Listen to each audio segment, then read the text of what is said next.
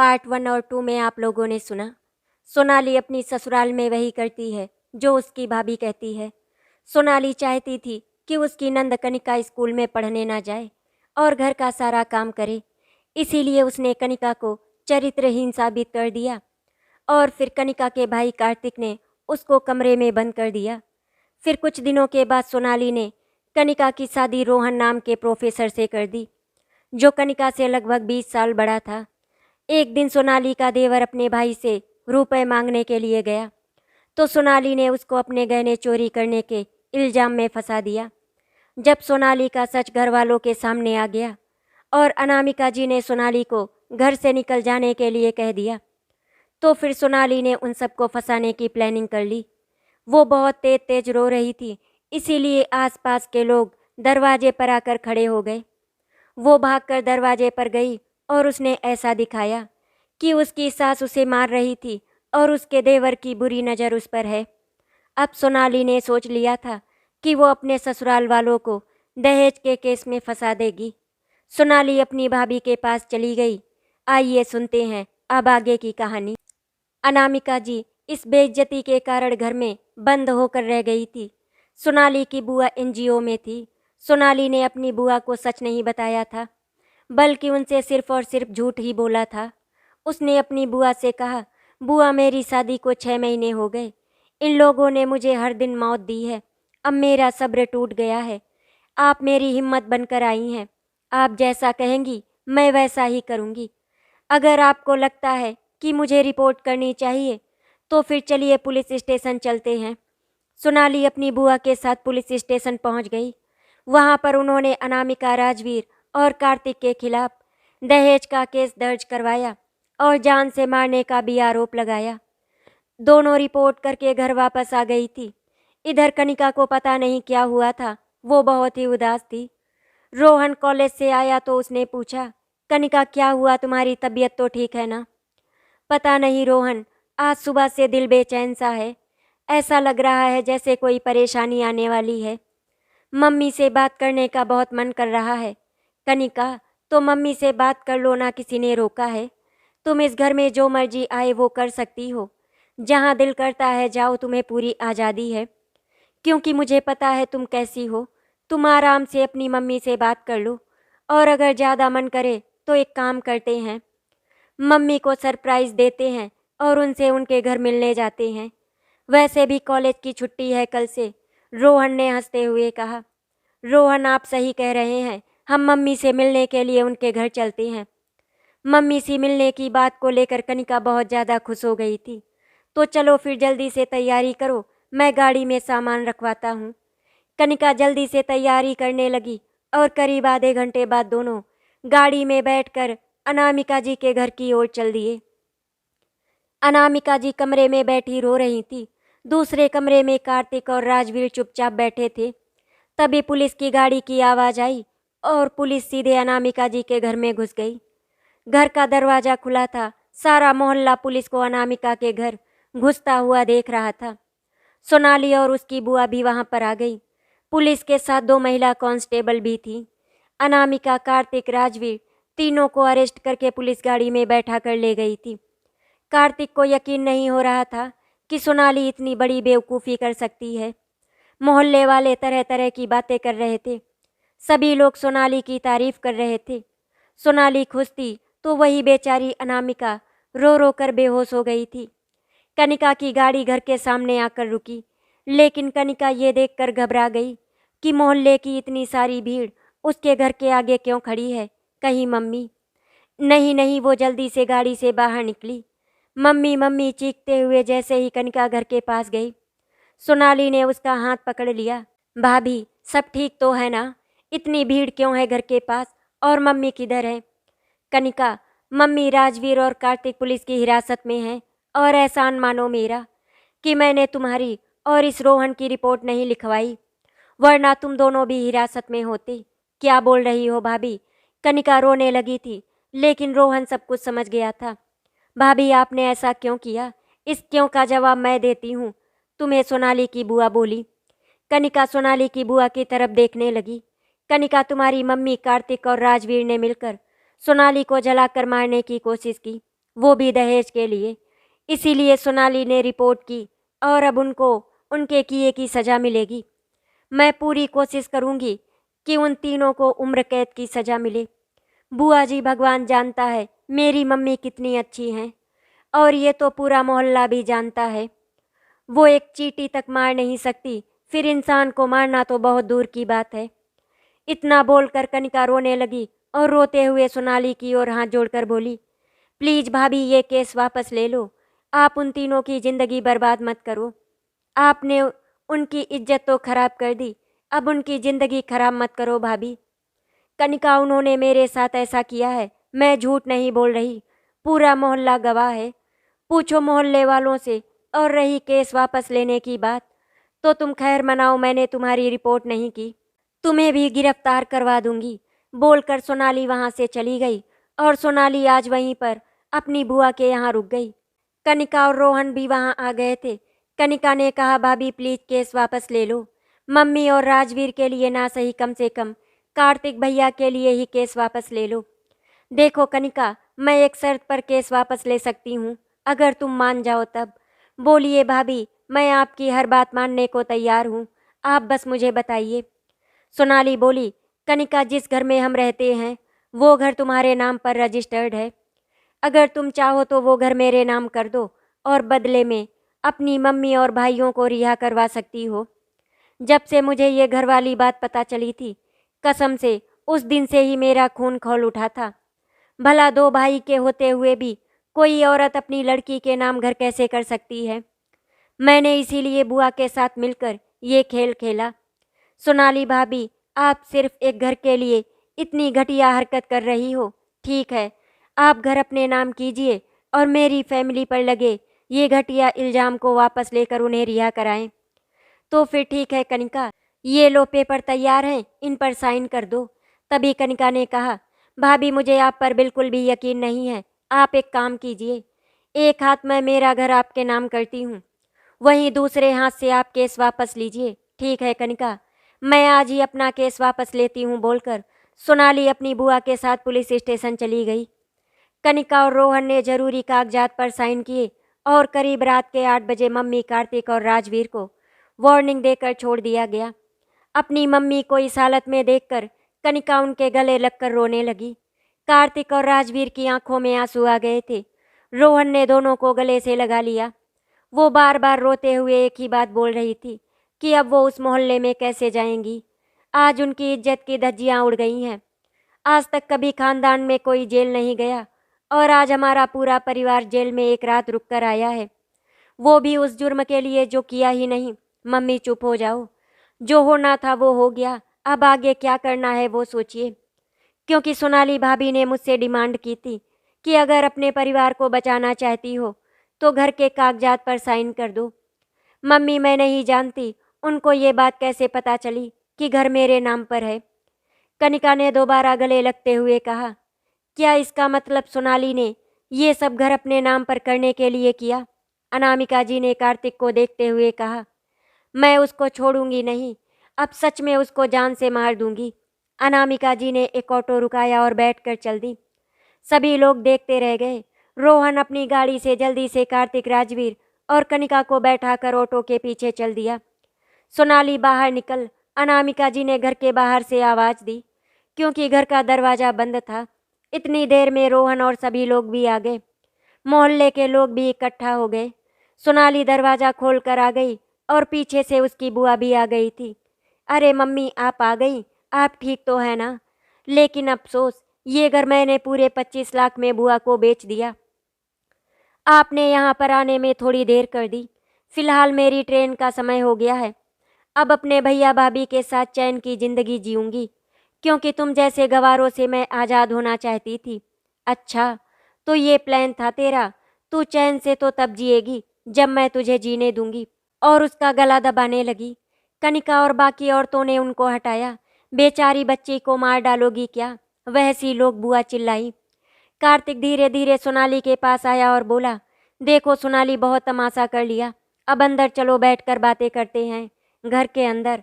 हा हा हा, सोनाली हंसकर बोली, मेरे प्यारे पति देव, ये घर अब आपका नहीं बुआ जी का है। पूरे 25 लाख में बेचा है इस घर को। और अफसोस, अब कुछ टाइम बाद तुम मेरे पति भी नहीं रहोगे।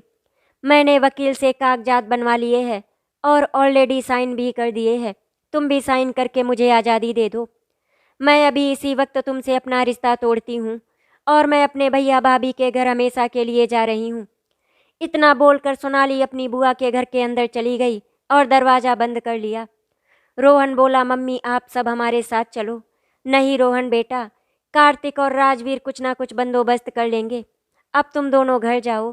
तभी कनिका ने कहा, क्या बात कर रही हो मम्मी, आप मुसीबत में हो, आपके पास घर नहीं और मुझसे बोल रही हो कि घर जाओ, मतलब मैं कौन हूँ। तभी कार्तिक ने कहा, मम्मी सही कह रही हैं, वैसे भी हम लोगों ने तुझे बहुत तकलीफ दी है, गलती हम दोनों की भी थी जो हम उसकी बातों में आ गए। कोई बात नहीं भैया, जो होना था वो तो हो गया, बल्कि उस सोनाली की वजह से मुझे रोहन जैसा नेक और शरीफ पति मिला है। मैं शुक्रगुजार हूँ उसकी और आप सबकी भी। राजवीर ने कहा, हमें पता है कि रोहन जी बहुत अच्छे इंसान हैं, पर तू हमारे साथ परेशान मत हो, तू अपने घर जा।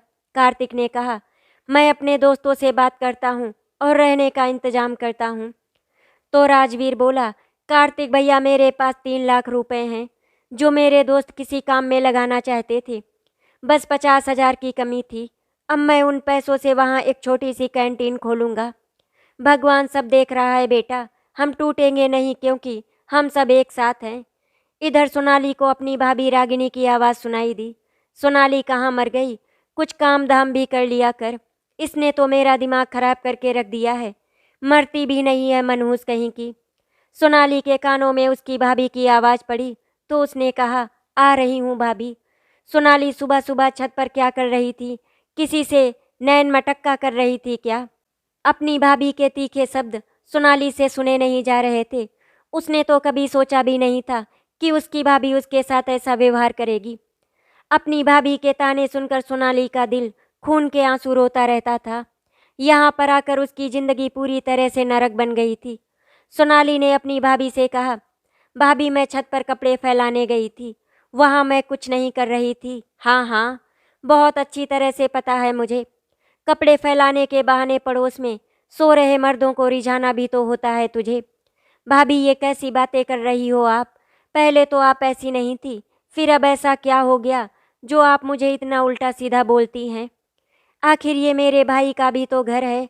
और भाभी शायद आप भूल रही हैं, लेकिन मैं आपको बता देती हूँ, मेरे 25 लाख रुपए अभी भी भैया के पास रखे हैं। हे भगवान, कैसी लड़की है ये, हमारा खाना खा रही है, हमारे कपड़े पहन रही है और हमारे घर में रह रही है और हमसे कह रही है कि 25 लाख रुपए दे रखे हैं। एक बात बोलूं सोनाली, तूने वो 25 लाख नाजायज तरीके से लिए थे और तेरे भाई ने जैसे ही अपने बिजनेस में वो रुपए लगाए, तेरे 25 लाख तो डूबे ही, साथ में हमारा बिजनेस भी पूरी तरह से डूब गया। पता नहीं कितनी बद्दुआ लगी थी उन रुपए पर। जब से तू इस घर में आई है मनहूसियत छा गई है, पूरा बिजनेस खत्म हो गया है और आज तेरा भाई मजदूरी करता है दूसरे के घरों पर। भाभी शायद आप भूल रही हैं, आपके कहने पर ही मैंने अपना बसा बसाया घर छोड़ दिया। उन मासूमों के साथ मैंने कितना जुल्म किया, यहाँ तक कि उनका घर तक छीन लिया। वो लोग मुझे पलकों पर बिठा कर रखते थे। मेरी जिंदगी की सबसे बड़ी भूल थी कि मैं आपके बताए हुए रास्ते पर चली। आज आपने मेरी जिंदगी नौकरों से भी ज़्यादा खराब करके रख दी है। काश मैं अपनी सास नंद देवर के साथ वैसे ही पेश आती जैसे वो लोग आते थे।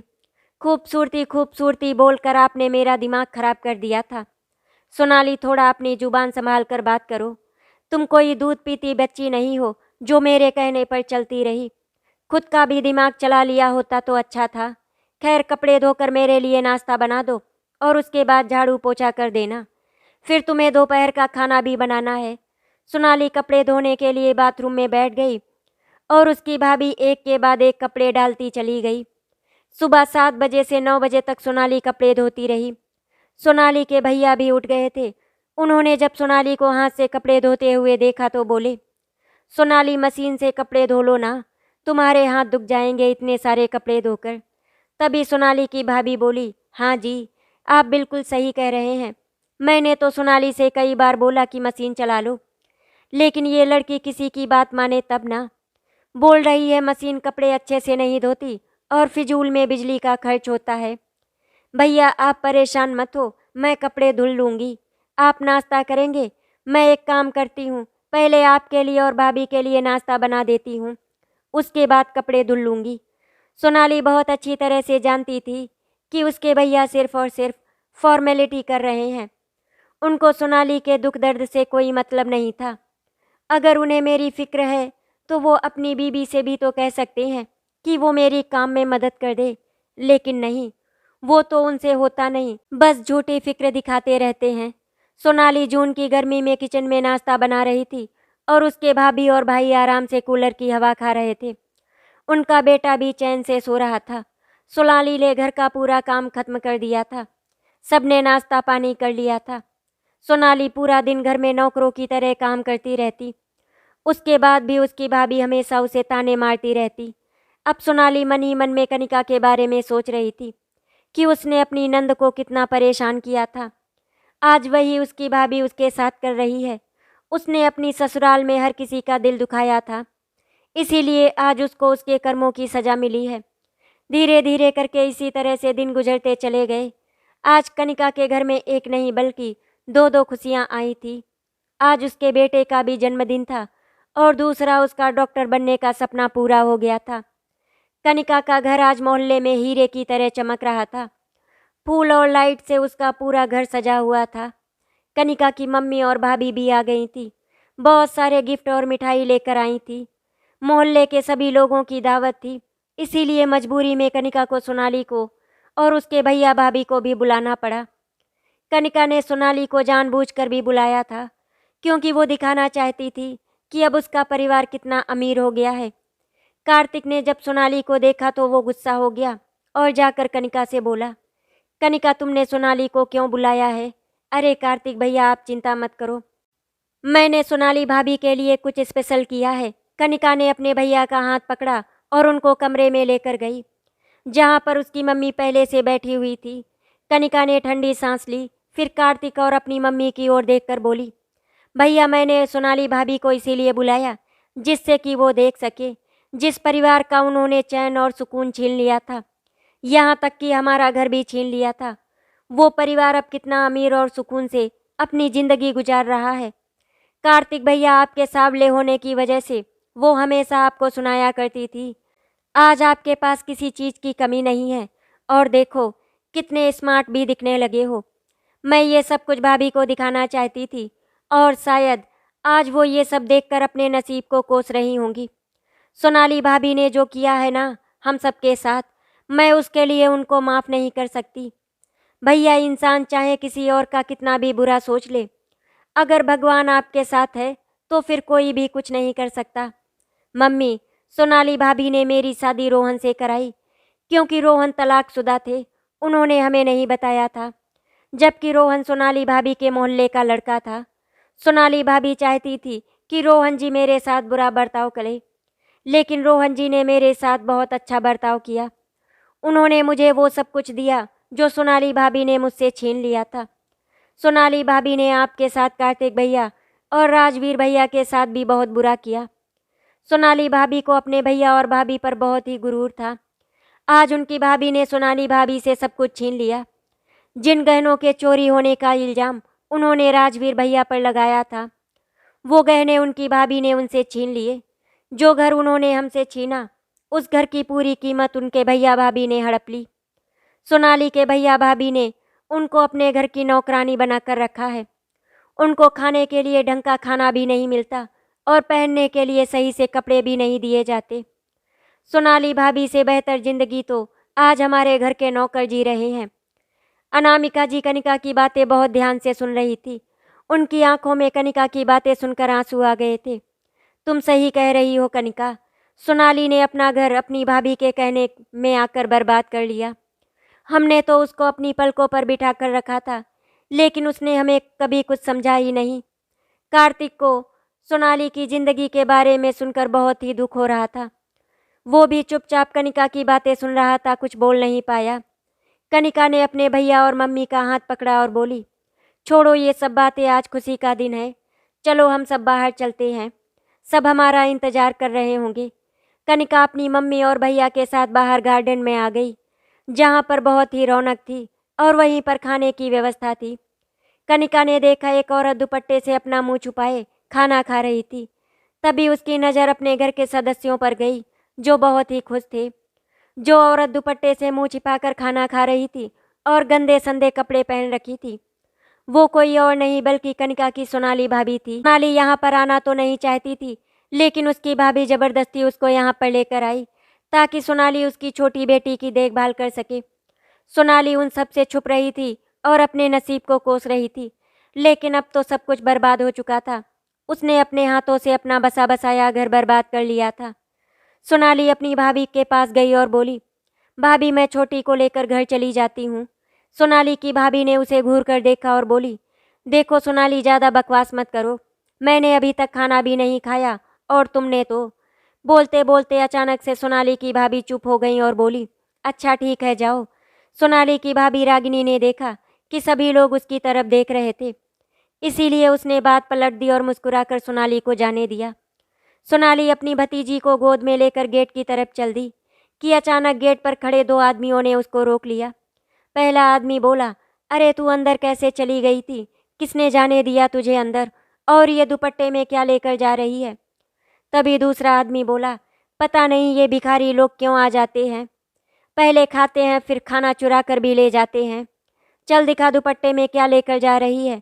सोनाली ने कहा, देखिए भैया धीरे बोलिए, मुझे यहाँ पर बुलाया गया था, मेरे हाथ में मेरी भतीजी थी, इसीलिए मैं सही से कुछ खा नहीं पाई, तो 2 रोटी लेकर जा रही हूँ, घर जाकर खा लूँगी, आप मुझे जाने दीजिए। तभी पहला आदमी बोला, ऐसे कैसे जाने दे, एक तो खाना खा लिया फिर चुरा भी लिया और ऊपर से झूठ बोल रही है कि तुझको बुलाया गया था। प्रोफेसर रोहन भला भिखारियों को अपनी पार्टी में क्यों बुलाएंगे? इतना शोर शराबा सुनकर कनिका, उसकी मम्मी, राजवीर और भी कुछ लोग गेट की तरफ जाने लगे। सोनाली शर्म से पानी पानी हो गई थी, सभी लोग उसी को देख रहे थे। उसके हाथ से रोटी तक जमीन पर गिर गई थी। सोनाली की भाभी चीख कर बोली, हे भगवान सोनाली, तुझे रोटी नहीं मिलती क्या घर में, जो यहाँ से लेकर जा रही है? अपना नहीं तो कम से कम अपने भाई भाभी की इज्जत का तो ख्याल कर लिया होता।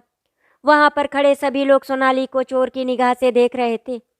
वहाँ पर कार्तिक, राजवीर, अनामिका और कनिका भी खड़ी थी। कनिका को सोनाली की हालत पर तरस आ गया, तो वो आगे आई और गेटकीपर को डांट कर कहा, ये हमारे मेहमान हैं, आप सभी खाना खाइए, प्लीज़ तमाशा ना बनाएं। कनिका ने सोनाली का हाथ पकड़ा और दूसरी तरफ ले गई अकेले में। देखो सोनाली, अब मैं आपको भाभी नहीं बोल सकती, लेकिन फिर भी दिल में आपके लिए प्यार है, आज भी मैं आपको बेइज्जत होते हुए नहीं देख सकती। ये बात बोलकर कनिका वहाँ से चली गई। सोनाली बेबस चुपचाप खड़ी होकर कनिका को जाते हुए देखती रही, फिर हल्के कदमों से वहाँ से निकल गई और घर आ गई। सोनाली को आज की रात नींद नहीं आ रही थी, उसकी आंखों में से बह रहे आंसू थम ही नहीं रहे थे। वो मन ही मन में चीख रही थी और अपने नसीब पर रो रही थी। सुबह के करीब 5 बज रहे थे। सोनाली उठी और नहा धोकर मंदिर में पूजा करने लगी। वो रो रो कर भगवान से भीख मांगने लगी, हे ईश्वर, मैं माफ़ी के काबिल तो नहीं, मैंने अपने ससुराल में अपने पति, सास, नंद, देवर को बहुत तकलीफ पहुंचाई है, अपनी ससुराल वालों पर झूठा इल्ज़ाम लगाया, यहाँ तक कि उनको पुलिस से गिरफ्तार करवाया। आज जब मेरे ऊपर चोरी का झूठा इल्ज़ाम लगा, तब मुझे पता लगा कि बेइज्जती क्या होती है। हे ईश्वर, मैंने जो भी किया, मेरे गुनाहों की सज़ा मुझे यहीं पर दे देना। सोनाली जोर जोर से रोने लगी और कहने लगी, हे भगवान, मैं क्या करूं, अब मुझे आप ही कोई रास्ता दिखाओ। भगवान जी के सामने रोने के बाद सोनाली अपने आप को थोड़ा हल्का महसूस कर रही थी। उसकी आंखें सूज गई थी, चेहरा थोड़ा भारी हो गया था, लेकिन दिल हल्का हो गया और मन शांत हो गया था। सोनाली किचन में चाय का पानी रखी रही थी कि तभी उसकी भाभी किचन में आ गई। सोनाली ने कहा, भाभी आप इतनी जल्दी उठ गईं, आप हॉल में बैठिए, मैं आपके लिए चाय लेकर आती हूँ। सोनाली, तुम जल्दी से चाय लेकर आओ, तुम्हारे भैया आज किसी काम से बाहर जा रहे हैं, उनकी दिल्ली में मीटिंग है। और हाँ, एक बात और, आज मेरी कुछ सहेलियाँ आ रही हैं, शादी को मेरी 12 साल हो गए, शादी के बाद वो पहली बार मेरे घर आ रही हैं। वो तीनों मेरी बचपन की सहेलियाँ हैं, लखनऊ से मेरे घर मुझसे मिलने आ रही हैं, इसीलिए उनके खाने पीने में कोई कमी नहीं होनी चाहिए। अच्छे से अच्छा खाना और नाश्ता बनाना, भाभी आप बिल्कुल भी चिंता मत कीजिए, आप मुझे बता दीजिए कि क्या क्या बनाना है, उसी हिसाब से मैं मार्केट जाकर सामान ले आऊँगी और बना दूँगी। नहीं नहीं, तुझे मार्केट जाने की ज़रूरत नहीं है, मैं नाश्ता करके खुद ही सामान ले आऊँगी। तब तक तू घर को साफ सुथरा कर दे, बेडशीट और पर्दे भी बदल दे। ठीक है भाभी, आप नाश्ता करके सामान ले आओ। इतना बोलकर सोनाली घर की सफाई में लग गई और उसकी भाभी मार्केट चली गई सामान लेने। बेचारी सोनाली भूखी प्यासी घर की सफाई में लगी थी। उसने घर को पूरी तरह से चमका दिया था, लेकिन उसकी भाभी अभी तक नहीं आई थी। 12 बज चुके थे, सोनाली को भूख लगने लगी। बेचारी अभी चाय बनाकर सोफे पर बैठी ही थी, चाय का कप लेकर। तभी एकदम से उसकी भाभी आ गई। हे भगवान, देखो कैसे बेशर्मी से चाय पी रही है। सोनाली, आज मेरी सहेलियां आ रही हैं और तुम आराम से सोफे पर बैठकर चाय पी रही हो। जाओ, उठकर मेरे लिए पानी लेकर आओ और खाना पीना बाद में करना। पहले तुम मेरी बात सुनो, खाने में क्या क्या बनेगा मैं तुम्हें बताती हूँ। पनीर रायता, मिक्स वेज, चावल, रोटी, ये बनेगा खाने में। और हाँ, मीठे में मूंग का हलवा बनाना मत भूलना। वो जो अलमारी में कांच वाले नए बर्तन रखे हैं ना, वो सब निकाल कर साफ कर लेना, खाना उसी में लगाना। ठीक है बोलकर सोनाली ने अपना कप किचन में रख दिया और काम में लग गई। दरवाजे पर खटखट हुई और सोनाली ने दरवाज़ा खोला। सामने 3 खूबसूरत सी औरतें खड़ी थी। उनको देखकर ऐसा लग रहा था जैसे मेकअप की दुकान हो और गहनों से पूरी तरह ढकी हुई थी। चलती फिरती नुमाइश की तरह लग रही थी। अरे तुम कौन हो? उनमें से एक ने सोनाली को देखकर कहा तो दूसरी बोली, अरे दिखाई नहीं देता क्या? पक्का ये कोई नौकरानी होगी हमारी रागिनी की। तभी तीसरी बोली, नहीं यार, शक्ल सूरत देखो कितनी प्यारी है, बिल्कुल चांद का टुकड़ा। अच्छा बताओ हमारी रागिनी किधर है? सोनाली ने कहा वो अभी नहा रही हैं। सोनाली उन्हें हॉल में लेकर आ गई जहाँ पर वो तीनों सोफे पर बैठ गईं। थोड़ी देर में रागिनी भी नहा कर आ गई थी। रागिनी ने भी आज अपने आप को बहुत ही तड़क भड़क बना लिया था। रागिनी अपनी तीनों सहेलियों के गले लग गई और बोली, कैसी हो तुम सब? हम सब तो बहुत अच्छे हैं रागिनी, तेरा घर तो बड़ा मस्त है। अच्छा रागिनी, एक बात बता, ये घर में चांद सी सूरत वाली लड़की तेरी नौकरानी है क्या? अरे हाँ यार, नौकरानी ही समझो। खैर, तुम्हें पानी पिलाया इसने या नहीं? नहीं नहीं, हमें पानी नहीं पिलाया, वो तो बस हमें यहाँ बैठा कर चली गई। यार ये आजकल के नौकर भी ना। सोनाली, सोनाली बोलकर उसकी रागिनी भाभी चिल्लाई। सोनाली दौड़ कर आई। जी भाभी बताइए क्या हुआ? सोनाली, तुम्हें इतना भी नहीं पता कि घर में जब कोई मेहमान आता है तो उसे पानी पिलाया जाता है? जाओ पानी लेकर आओ और बैठक में नाश्ता लगाओ। रागिनी, एक बात बताओ, ये नौकरानी तुझे भाभी क्यों बुला रही है? अरे यार मैं क्या बताऊँ, ये मेरी नंद सोनाली है, तलाक के बाद यहीं रहती है और मेरे बहुत काम की है। रागिनी, ये अच्छी बात नहीं है, तुम इसकी दूसरी शादी कराओ।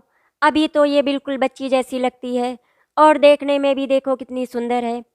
रागिनी, अगर बुरा ना मानो तो एक बात बोलूं, मेरा एक भाई है, उसकी बीवी का देहांत हो गया है।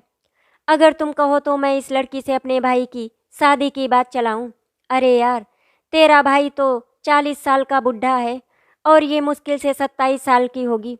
अरे यार तुम लोग चुप रहो। रागिनी ने सोनाली को आते हुए देख लिया था, इसीलिए उसने सबको चुप करा दिया। सोनाली ने सबको पानी दे दिया और वो चली गई, लेकिन दरवाजे के पास खड़ी होकर उनकी बातें सुनने लगी। रागिनी ने कहा, तुम सब मेरी बात ध्यान से सुनो, मैं इसकी शादी नहीं करने वाली। अगर मैंने इसकी शादी कर दी तो फिर घर के काम कौन करेगा? मुझे तो फ्री की नौकरानी मिल गई है। सोनाली ने अपनी भाभी की बात सुन ली थी। बेचारी अब कर भी क्या सकती थी। खून के आंसू पीकर वो बैठक में नाश्ता लगाने लगी। भाभी आप सब लोग आ जाइए, नाश्ता कर लीजिए। इतना बोलकर सोनाली वहाँ से चली गई। सभी ने बैठकर नाश्ता किया। थोड़ी देर बाद खाने का टाइम हो चुका था। सोनाली ने डाइनिंग टेबल पर सारा खाना लगा दिया, लेकिन वो मूंग का हलवा टेबल पर लगाना भूल गई। सबने खाना खाया, सबको खाना बहुत अच्छा लगा।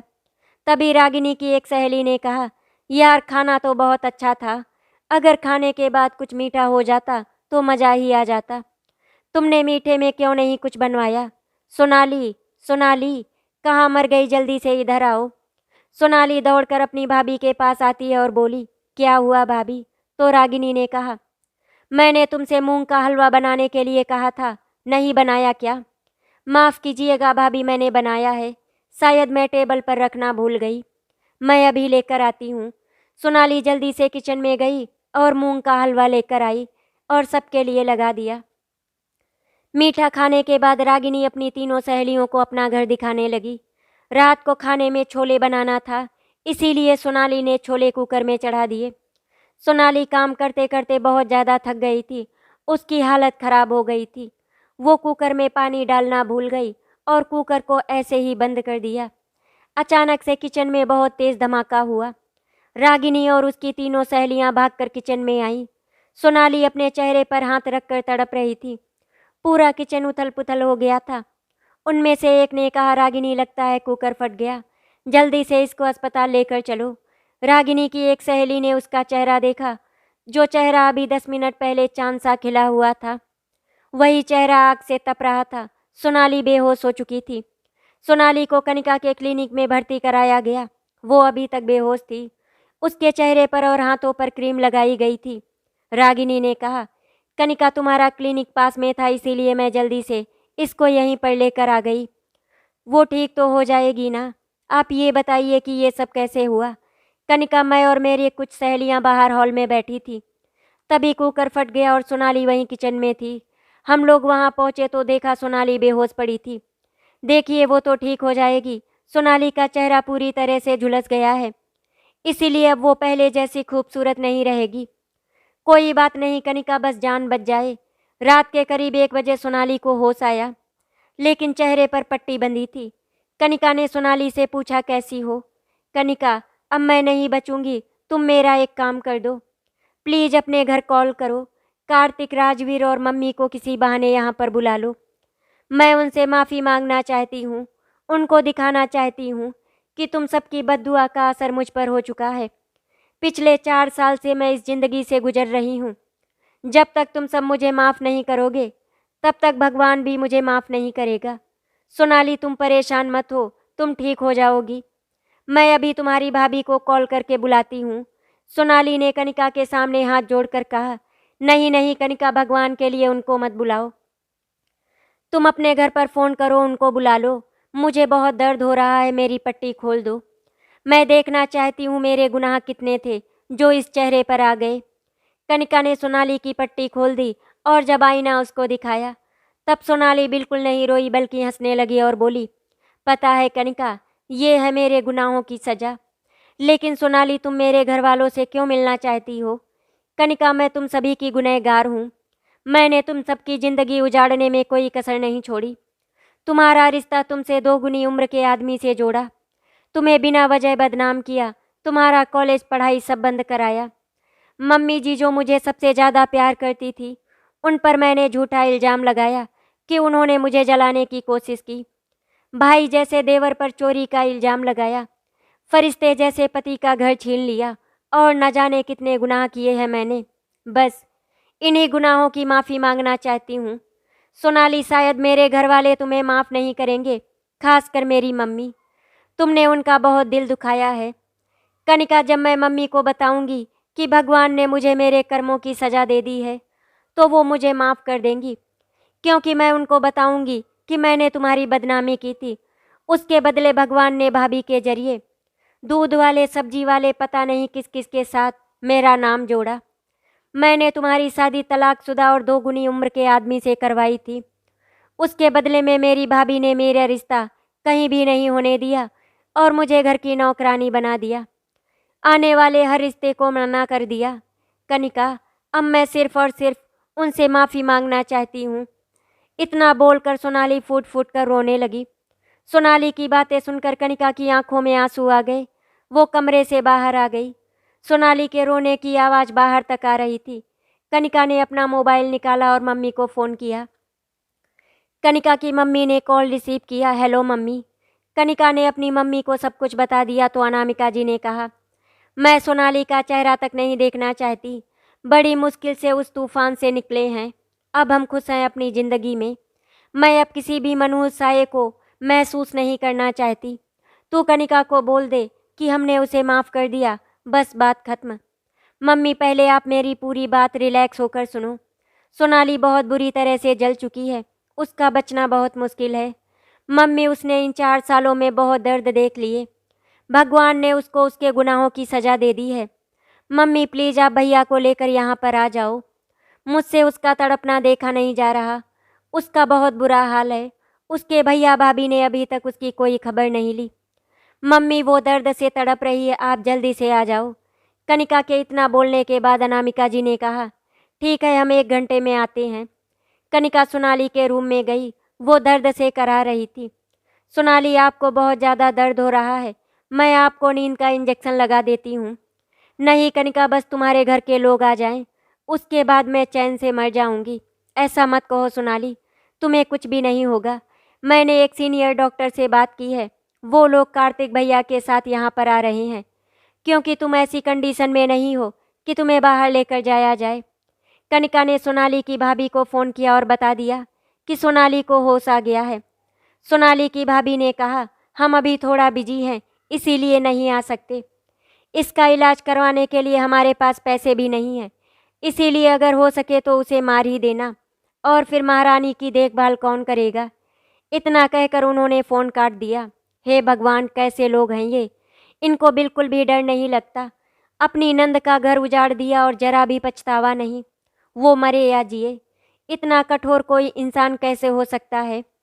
ये बात मैं सोनाली को बोल भी नहीं सकती, वरना बेचारी को कितनी तकलीफ होगी।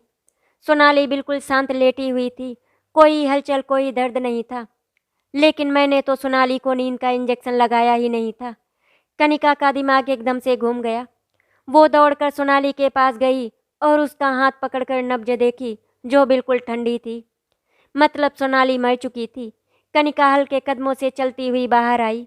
उसके सामने उसकी मम्मी और दोनों भाई आ रहे थे। अनामिका जी ने कनिका के चेहरे को देखकर पूछा, क्या हुआ, सोनाली किधर है? मम्मी, सोनाली मर चुकी है। इतना बोलकर कनिका अपनी मम्मी के गले लगकर रोने लगी। मम्मी, सोनाली बोल रही थी कि जब तक वो आपसे और भाई से माफ़ी मांग नहीं लेगी, तब तक उसकी सांस नहीं रुकेगी। फिर वो कैसे मर गई बोलो मम्मी? कनिका बेटा, जब तुमने मुझे कॉल कर उसकी सिचुएशन बताई तो मैंने दिल से उस बच्ची को माफ़ कर दिया था, और कार्तिक राजवीर ने भी उसका दर्द सुनकर माफ़ कर दिया था। सुनने वाला तो भगवान है ना, बस उसने सोनाली को माफ़ कर दिया। कनिका ने रोते हुए सोनाली की भाभी को बता दिया, लेकिन वो लोग उसका अंतिम संस्कार करने के लिए राजी नहीं थे। सोनाली को मुखाग्नि कार्तिक ने दी थी। अपने कर्मों की सजा भुगतकर सोनाली इस दुनिया को छोड़कर हमेशा के लिए चली गई। आशा करती हूँ आपको हमारी कहानी अच्छी लगी होगी। अगर आपको हमारी कहानी अच्छी लगी तो वीडियो को लाइक एंड शेयर करें, चैनल को सब्सक्राइब करें। वीडियो देखने के लिए आपका धन्यवाद।